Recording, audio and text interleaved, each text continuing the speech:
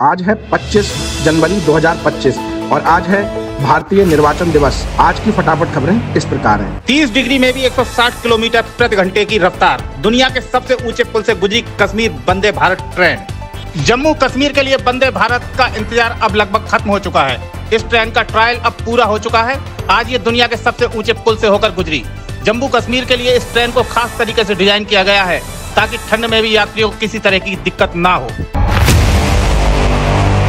विजय माल्या, नीरव मोदी, तहब्बुर राणा के अलावा इनके प्रत्यर्पण की कोशिश में भी भारत। संजय भंडारी के खिलाफ कर चोरी और मनी लॉन्ड्रिंग के आरोप हैं।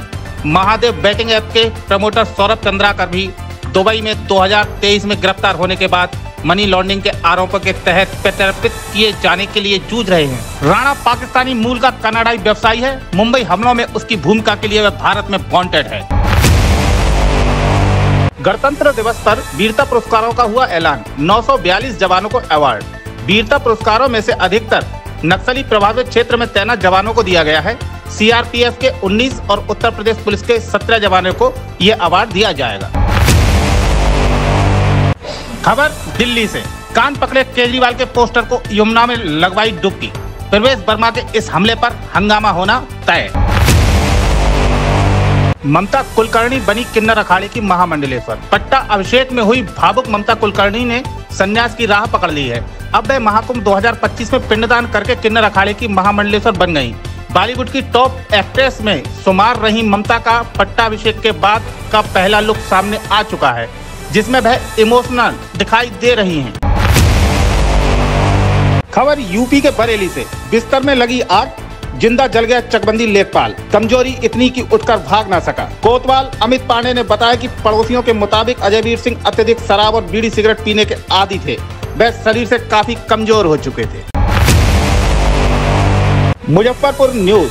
कलयुगी भाभी ने देवर को दी खौफनाक मौत। पहले खंबे में बांधा और फिर इलाके में मचा हड़कंप। मुजफ्फरपुर के सकरा थाना क्षेत्र से दिल दहला देने वाला मामला सामने आया है, जहां भाभी ने देवर को पोल से बांधकर पहले तो मारपीट की, बाद में युवक को जिंदा जला दिया। घटना की जानकारी मिलने के बाद पुलिस ने मौके पर पहुंचकर जांच शुरू कर दी है। साथ ही आरोपित महिला को गिरफ्तार कर लिया गया है। जमीनी विवाद में युवक को जलाकर हत्या की गई। खबर उत्तर प्रदेश के बरेली से। बार बार पति को बैंक लेकर जाती थी पत्नी, दोनों जीते थे लग्जरी लाइफ। युवक थाईलैंड, दुबई और तमाम जगहों पर पत्नी को घुमाने ले जाता था, लेकिन धीरे धीरे कर पत्नी का रवैया बदल गया। उसने पति से ऐसी डिमांड करना शुरू कर दिया जो पति को नागवार गुजरी। कुछ दिनों में ही पत्नी अलग रहने लगी। एक दिन युवक अचानक थाने जा पहुंचा और पत्नी सहित उसके भाइयों के खिलाफ शिकायत कर डाली। युवक ने शिकायत में बताया कि उसकी पत्नी नाजायज रुपयों की डिमांड करती थी। उसके भाई भी रुपयों के लिए युवक को परेशान करने लगे। खबर उत्तर प्रदेश बदायूं से। गन्ना किसानों को चीनी मिलें देंगी प्रोत्साहन राशि। किसानों ने बसंतकालीन गन्ना बुआई की तैयारी शुरू कर दी है। चीनी मिलें अगैती प्रजाति के गन्ना बीज पर अनुदान देंगी, जिससे किसानों को सीधा लाभ होगा। खबर यूपी के अमरोहा से। 1000 में 2 घंटे के लिए बिक रही युवतियां। गेस्ट हाउस में चल रहा देह व्यापार। व्हाट्सएप पर ग्राहकों से सौदेबाजी। पुलिस को इस बाबत जानकारी नहीं है। फिलहाल पुलिस मामले में छानबीन की बात कर रही है। लड़कियां दिल्ली से आती हैं और हर घंटे की कीमत तय होती है। खबर उत्तराखंड के नैनीताल से। नैनीताल में पसरा सन्नाटा। पर्यटन कारोबार 20% तक सिमटा। होटल रूम्स के रेट में भी भारी गिरावट। नैनीताल के पर्यटन कारोबार पर प्रयागराज महाकुंभ और दिल्ली विधानसभा चुनाव का असर पड़ा है। पर्यटकों की आमद में 20% तक की गिरावट आई है। होटलों में कमरों के रेट 40 से 50% तक घट गए हैं। पर्यटन कारोबारियों को उम्मीद है कि फरवरी के पहले पखवाड़े से पर्यटन कारोबार में तेजी आएगी। महाकुंभ 2025 में AI कैमरों से होगी भीड़ पर नजर। मौनी अमावस्या पर 10 करोड़ श्रद्धालुओं के आने का अनुमान।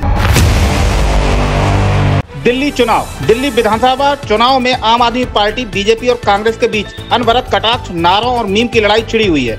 आपने भाजपा को भारतीय झूठा पार्टी कहा, तो वहीं बीजेपी ने आपको आपदा और केजरीवाल को घोषणा मंत्री करार दिया। कांग्रेस ने केजरीवाल को फर्जीवाल और मोदी को छोटा रिचार्ज कहा।